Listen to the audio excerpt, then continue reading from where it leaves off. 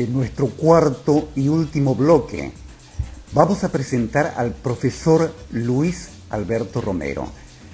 Su tema: poco Estado, mucho gobierno, balance y perspectivas.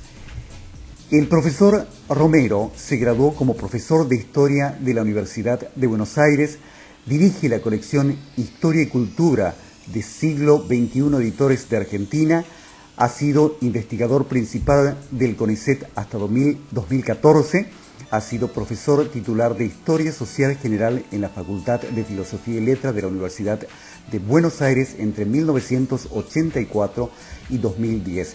En 2005 fundó el Centro de Estudios de Historia Política en la Escuela de Política y Gobierno de la Universidad Nacional de San Martín, que dirigió hasta 2011. En 2006 fundó el programa Buenos Aires de Historia Política y fue director de su sitio web. Continúa, pero el profesor Romero habla de temas relacionados con el Estado de Derecho, el gobierno y la ley, la estructura administrativa del Estado, el saber cómo se hacen las cosas, el know-how de los administradores públicos, el servicio público y los servidores públicos, entre otros. El profesor Romero. El tema que elegí para plantearles tiene como título el Estado como problema y como solución.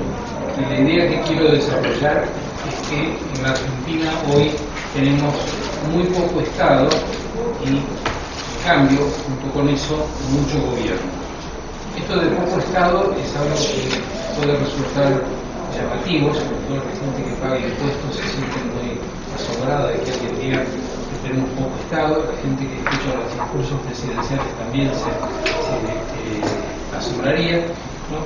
Indudablemente hay muchos empleados públicos, hay muchas empresas públicas deficitarias, hay muchas disposiciones que toma el Estado, el gobierno a través del Estado, que son dignas del feudalismo, de una sociedad desarrollada por su arbitrariedad.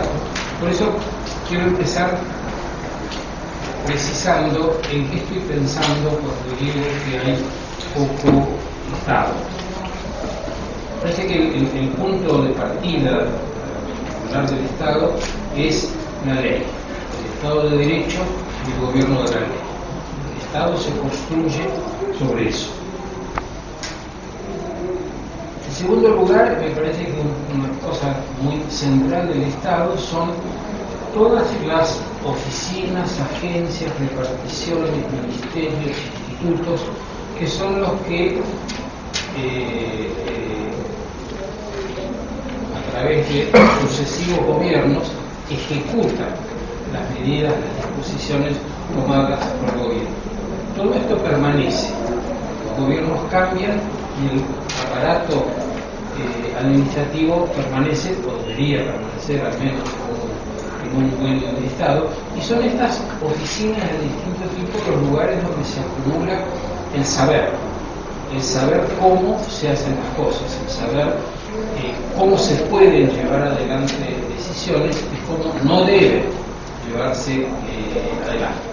Y esto es así porque la institución en sí misma es una fuente de saber y porque las personas que ocupan, aquí estoy moviéndome en un plano entre real e ideal, ¿cierto? Pero las personas que en países con Estado bien armado ocupan estas funciones públicas, funcionarios, burócratas, suelen ser personas que saben, personas expertas que han logrado su lugar debido a sus calificaciones, y además de eso, personas que comparten una ética de funcionamiento institucional que es algo un poco distinto de la ética individual, el tema clásico de Max Weber, de la ética del funcionario, que es tener idea de cuáles son los procedimientos correctos y tener idea de que quien ocupa la función pública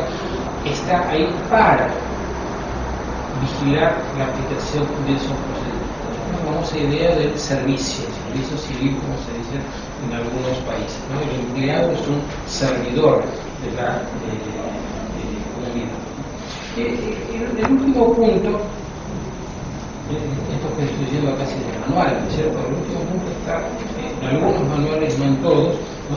Que es, y me apoyo en una frase que a mí siempre me gustó mucho de Durkheim, sociólogo francés del principio del siglo, gran republicano además, ¿no? Que decía que el Estado es, además de todo esto, además de la ley, las instituciones, las agencias, los funcionarios, es el lugar en donde la sociedad piensa sobre sí misma. No está pensando ahí en la parte, diríamos, representativo electoral, sino un mecanismo complementario o más permanente, ¿no? Que él veía como un proceso de circulación en el cual desde el Estado, cuando hablaba del Estado pensaba en algo muy típico en Francia, que es esta combinación de funcionarios, de altos funcionarios de carrera y políticos electos. Francia tiene un sistema por el cual puede cambiar de gobierno cada 6 meses sin que pase nada, porque los funcionarios siguen siendo lo mismo, ¿no? Un proceso por el cual desde ese lugar se piensan políticas, ideas, proyectos para la sociedad, y se inicia un proceso de circulación que recorre los órganos representativos como el Congreso, los partidos políticos, la prensa, la opinión pública, las asociaciones de la sociedad civil, la discusión cotidiana, y que pasado este proceso retorna a estos conductores del Estado, modificado, ajustado, transformado, pero sobre todo aceptado o consensuado, de modo tal que a partir de ese momento la instrumentación de esto tenga asegurada una cierta estabilidad, una cierta permanencia, es decir, las famosas políticas de Estado. Esto, dicho así, bueno, es un poco ideal, ¿no? Pero es más o menos lo que uno se imagina que ocurrió a fines del siglo XIX, cuando se imaginó cómo iba a ser la Argentina.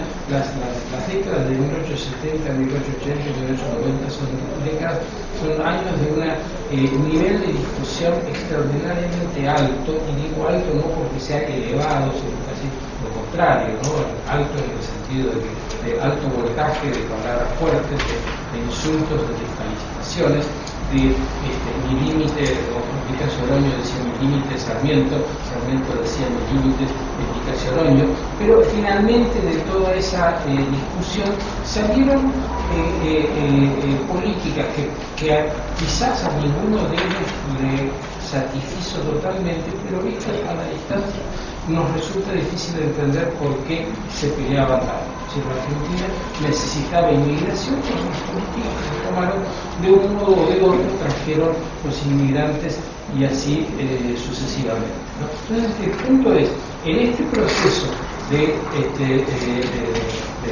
acuerdo social sobre el rumbo, el elemento que puede incentivar la discusión y luego resumirla es el Estado. Y de otro modo, sin Estado es muy difícil imaginar que haya políticas lo suficientemente acertadas como para perdurar.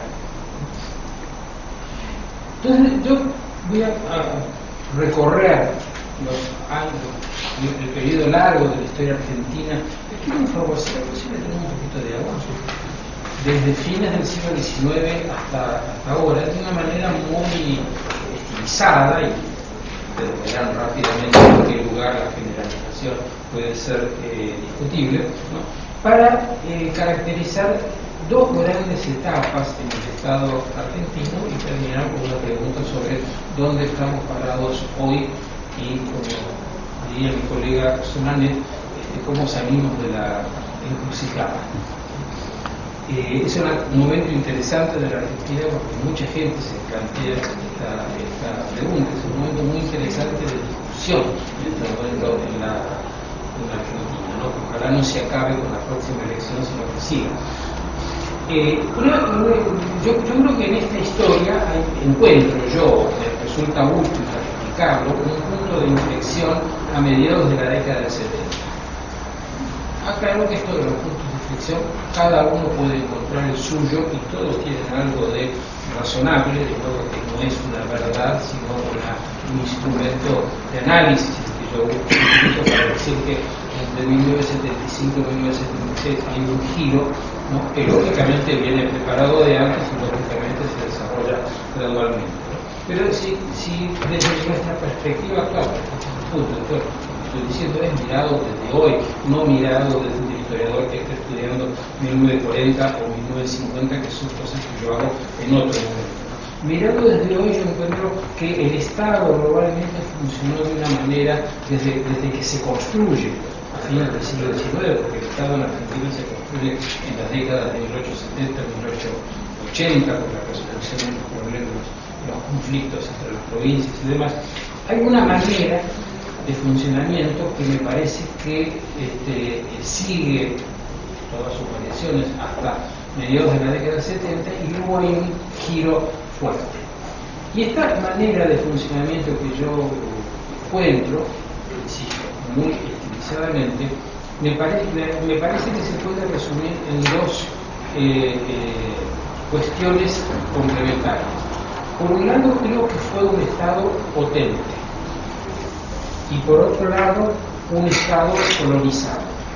Me costó mucho elegir la palabra potente para indicar que es un Estado que pudo desarrollar políticas, independientemente de lo que cada uno de nosotros piense acerca de la bondad o no bondad de esas políticas. Traté de buscar una palabra neutra para indicar un Estado que puede, ¿no?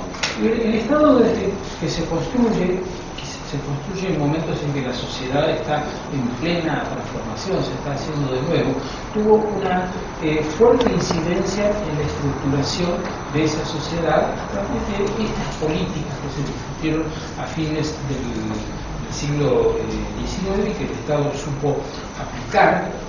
La más característica, diría yo, casi diría la más importante, fue la política educativa, porque en realidad la sociedad argentina nació moldeada por la Ley de Educación Común de 1884. Y por otro lado fue una ley que suscitó una discusión interminable, en la cual una de las partes de la Iglesia no se rindió nunca.